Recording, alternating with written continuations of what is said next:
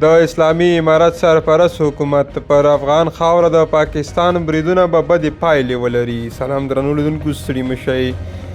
د افغانستان سرپرست حکومت له پاکستاني لوري پر خوست او پکتیکا د تېرې شپې هوایي بریدونه غندلي دي. په دغه بریدونو کې 15 ښځې او 3 ماشومان وژل شوي دي. د سرپرست حکومت ویان د یوې اعلامیې په خپرولو سره ویلي دا ډول بریدونه د افغانستان پر حریم تیری دی او بدې پایلې به ولري چې بیا به یې کابو کول د پاکستان په واک کې نه وي. هغه د پاکستان له نوي حکومت غوښتي چې د څو پوځي جنرالانو د بې باک کړنو له امله د دواړو هیوادونو اړیکې خرابې نه کړي او دغه هیواد دې د خپلې بېوسۍ پړه پر افغان لوري نه اچوي.